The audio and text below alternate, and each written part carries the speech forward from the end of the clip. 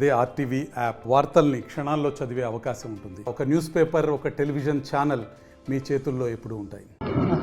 పవిత్రమైనటువంటి మాఘమాసం అమ్మవారి యొక్క దర్శనార్థమై ఇక్కడికి రావడం జరిగింది. బుక్కపట్నానికి చరిత్ర అందరికీ తెలుసు. ఇది హరిహర బుక్కరాయల యొక్క క్షేత్రంగా కూడా చెప్తారు. ఇక్కడ అమ్మవారు స్వయంగా వీరికి దొరికినటువంటి ఒక మూర్తి. ఆవిడే ఇక్కడ స్వయంగా వెలిసింది అని, వారికి దొరికిన తర్వాత దానికి ఒక క్షేత్రాన్ని నిర్మించి అమ్మవారిని ఇక్కడ ఆరాధిస్తున్నారు. అమ్మవారి పేరు చౌడేశ్వరి దేవి. ఇది పురాణంలో మనకు చండీ దేవత అంటారు, అంటే మహాశక్తివంతమైనటువంటి దేవత. దాన్ని కాలాంతరంలో చౌడేశ్వరి దేవిగా దాన్ని పిలవడం జరిగింది. మనకు అమ్మవారి యొక్క వివిధ శక్తుల్లో మనందరం చూస్తుంటాం. చండీ యాగాలని, చండీ హోమాలని చూస్తుంటాం. అలాంటి అమ్మవారు చాలా శక్తివంతమైన అమ్మవారు. ఈ అమ్మవారికి చాలా విశిష్టత ఉంది. నేను స్వయంగా వెళ్ళి అమ్మవారిని ఆరాధించి చాలా శక్తివంతమైనటువంటి మూర్తిగా ఈ ప్రజలందరూ కూడా ఈ అమ్మవారి అనుగ్రహంతో చల్లగా ఉండాలని, అమ్మవారి యొక్క ఆశీస్సులు ఎప్పుడూ ఒక తల్లిలా వీళ్ళందరినీ ఇక్కడ కాపాడాలని మనస్ఫూర్తిగా అమ్మవారిని ప్రార్థించాను. కాబట్టి ఈరోజు నా సుదినం.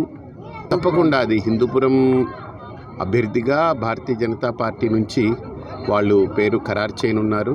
తప్పకుండా అది జరుగుతుందని 100కి 1000 నిశ్చయమైన అభిప్రాయంతో ఉన్నాము. ఆధ్యాత్మికంగా ప్రవచనాల వరకు అద్భుతంగా నేను చేయగలిగాను. నాకు చాలా సంతృప్తినిచ్చింది. నా ప్రవచనాలు వినని వాళ్ళంటూ లేరు. ఎవరు విన్నా వాళ్ళకి ఒక ఆనందాన్ని ఇచ్చింది, వాళ్ళ జీవితాల్ని సంస్కరించింది. కానీ రాజకీయంగా అడుగుపెట్టడానికి ప్రధానమైన కారణం ఏంటంటే, దీని ద్వారా సమాజంలో మనం మారుమూల ప్రాంతాలకు కూడా చేయగలిగే అద్భుతమైనటువంటి కార్యక్రమాలు ఉన్నాయి. అది నాయకులు ఫర్ సమ్ రీజన్, అంటే రకరకాల భావాలు ఉండొచ్చు, వేటి ద్వారా అయినా సరే అవి ప్రజలకి పూర్తి స్థాయిలో అందాలి అంటే నేను ఒక అడుగు ముందుకు వేసి చొరవ తీసుకోగలిగితే పూర్తి స్థాయిలో అందించే అవకాశాలు ఉంటాయేమో అని ఒక ఆలోచనతో ఇందులోకి రావడం జరిగింది. ఇది ఒక రకంగా పేరు హిందూపురం, కానీ దీన్ని ఒక బ్యాక్వర్డ్ ఏరియా అంటారు. నా మనసులో బాధ అదే. ఇక్కడ హిందూపురం అనేది ఒక బ్యాక్వర్డ్ ఏరియా అనే పదాన్ని చెరిపేయాలి. హిందూపురం అని అంటే ఇది ఒక స్వర్ణపురం, ఇది ఒక అద్భుతమైనటువంటి రాయలు ఏలినటువంటి ఒక దివ్యమైన క్షేత్రంగా ప్రపంచంలో గుర్తింపు తీసుకొచ్చేలా కృషి చేయాలనే సంకల్పంతో ఇందులోకి అడుగుపెట్టాను. ఖచ్చితంగా 75 ఏళ్లుగా మనం చూస్తూ ఉన్నాము. అంటే ప్రతి ఒక్కళ్ళ అభ్యర్థులు వాళ్ళు ఎంపీలుగా నిలబడతారు, గెలుస్తారు, వాళ్ళకి అక్కడికి వెళ్తారు. ఇక్కడ ప్రధానమైన అంశం ఏంటంటే, ఇక్కడ నుంచి కేంద్ర ప్రభుత్వంతో గెలిచిన తర్వాత ఒక ఎంపీగా వెళ్ళి హిందూపురంలో ఇలాంటి అభివృద్ధికి నోచుకున్న అంశాలు ఉన్నాయి, ఇక్కడ వెనుకబాటుతనం ఇలా ఉందని చెప్పగలిగే భాషా మాధ్యమం లేకపోవడం ఒకటి. పాపం వాళ్ళకి చెప్పాలన్నా అక్కడ అవకాశం లేకపోవడం. ఇప్పుడు నేనున్నానంటే అవకాశాన్ని అందిపుచ్చుకుంటాను, వెళ్ళి నేను అక్కడ బల్లగుద్ది చెప్పగలను ఎవరికన్నా. ఇప్పుడు ఇక్కడ నుంచి గెలవడం అని అంటే ప్రత్యక్షంగా ఒక ప్రధానిని గెలిపించుకున్నంతగా వాళ్ళు భావిస్తారు. ఎందుకంటే ఈ ఊరు దీని గురించి వాళ్ళకి పూర్తిగా తెలియచెప్పే అవకాశాలు నాకు ఉంటుంది.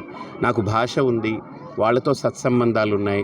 నేను అని అంటే ఈయన ఏది ఆశించడు, ఈయన నమ్మి మనం అక్కడ ఎన్ని వేల కోట్ల ప్రాజెక్టులు నడిపినా ఒక్క రూపాయి దుర్వినియోగం కాకుండా ప్రజలకి ఆ ప్రాంతానికి మేలు చేస్తారనే వాళ్ళకు కూడా మంచి దృఢ విశ్వాసం ఉంది. కాబట్టి ఇక్కడ ప్రజలు దాన్ని సద్వినియోగం చేసుకోవాలి.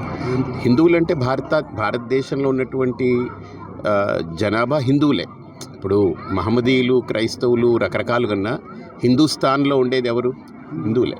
పాకిస్తాన్లో ఉండేది పాకిస్తానీయులు, ఆఫ్ఘనిస్తాన్లో ఉంటే ఆఫ్ఘనిస్తాన్లో, అమెరికాలో ఉంటే అమెరికన్లు, హిందుస్థాన్లో ఉంటే హిందువులు, అలానే హిందూపురంలో ఉంటే హిందువులే. అంతే. ఖచ్చితంగా అంటే పరిస్థితులు ఎలాగున్నా ఒక దృఢమైన సంకల్పం ఉండి అది ప్రజల దగ్గరికి చేరవేయగలిగితే ప్రజలు దాన్ని కోరుకుంటారనేది నాకు బాగా నమ్మకం ఉంది, స్ట్రాంగ్గా ఉంది.